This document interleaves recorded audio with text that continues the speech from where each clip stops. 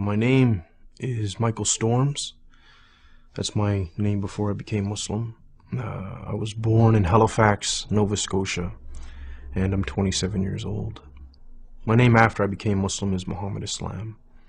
My childhood was very difficult. My family, I came from a very violent background. My family are criminals, you could say, very bad people. So that was my upbringing. Crime and violence, drugs, things like this. I don't know my father. My father left when I was 2. My mother deported him back to the States. And it was me and my 2 sisters with my mother. And then there's my uncles and my cousins, and they're kind of like always living where we were living. And it's a really tight-knit family, right, with relation to bad stuff. I thought the world was a very negative place because of my family, and like you were saying, because of the environment. I didn't see too many positives. So, and you could also say that my family kind of restricted my access to other things. They wanted me to do things with them, so it reinforced that there's nothing good going on, right? When I was younger, I felt afraid, but then when I grew up a little bit, it became pretty normal. And so the people in my family I wasn't afraid of anymore. I was part of the team. But initially, yeah, because when you're young, you're pure, right? And to be bombarded with a lot of bad things makes you uneasy. Like any hardship, you get accustomed to it, though, right? When I was about 8 years old, I would go to. This was very, very rare. This is before I started doing other things for money. I would go to a bakery called Paradise Bakery, right? And I would wash dishes for hours on end, but I was too young to be paid money, so what Norris would do is he would pay me in food, some bread and jam and dates and little sweets and stuff like this.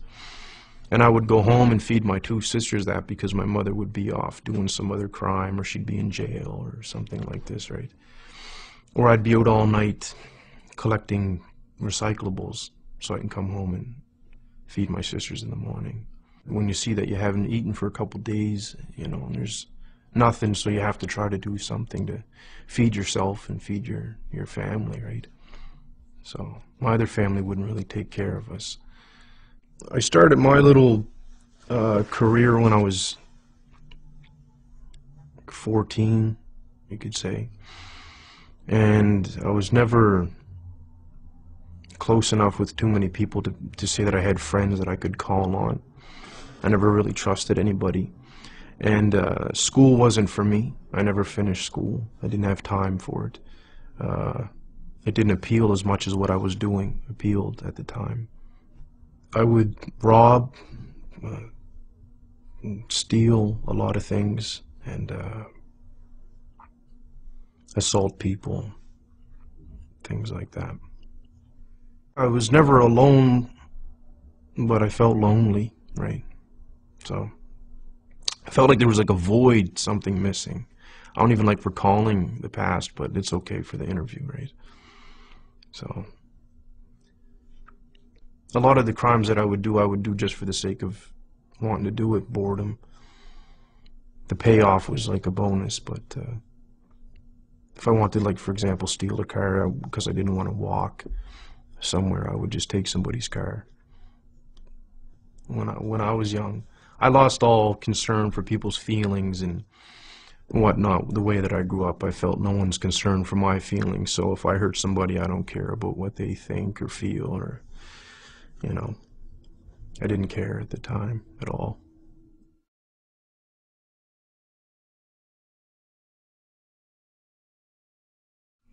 I was in my cell. It was towards the end of my sentence. I was just about to get out. And I didn't want to, I wanted to do something else. I didn't want to continue being bad, you could say. And so the way that I started to ask questions when I was by myself was along the lines of, I don't know if there's a God or if you exist, or I could be talking to myself for all I know. I don't know why I'm alive. Things like this. But if there's a reason why I'm alive, or if I'm not talking to myself and there is a real creator, as people would call it, can you show me why I'm alive? And then I would just talk and say, for example, I stressed the point that I needed it to be shown to me because I didn't trust anybody, let alone somebody telling me about God, right? I had a brother named Ahmed talk to me about Islam initially, but again, he told me, so I didn't believe him. And he would mention things like heaven and hell, and I didn't believe what he was saying until I had a dream of both the places. And even then I was being resistant. I was, I was like, maybe that was a fluke and this and that, right? I had a dream of the Prophet Muhammad, peace be upon him.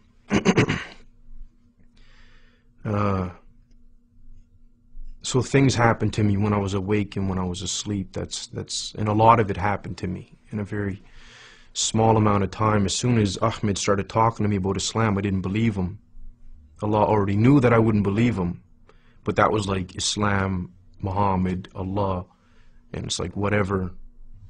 And then these things started happening. And then I recalled what I asked for when I was in jail for things to happen to me, so I can't deny it, right?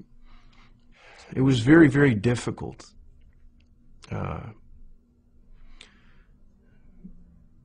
Doing what somebody else wanted you to do. It was so difficult for me, right? Even God, I struggle with it even today. It was very, very, very difficult. And I went to the masjid and I sat down, and actually I sat down I was on my knees and just sitting back like people do when they're finished for the prayer. And I just started crying, right? And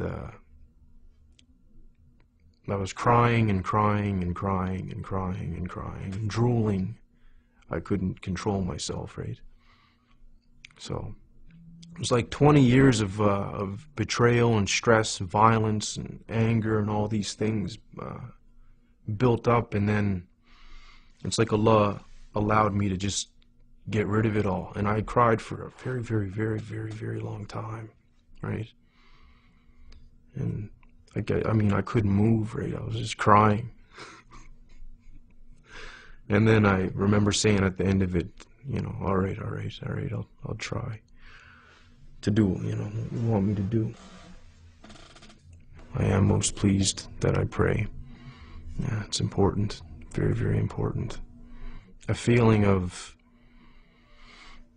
safety from Allah and from His punishment, you could say. That's what I get out of it, like a calmness and that I'm all right for right now until the next prayer comes in, or until tomorrow.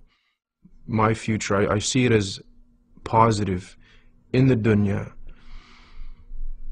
because it's going to be controlled and very simple, and that's why that's my positive future here. Very simple lifestyle that's positive. Don't hurt nobody. Don't get hurt. Inshallah, if I get forgiven in the next life, that's what makes me feel really positive, right? If I get forgiven, it'd be great. Inshallah.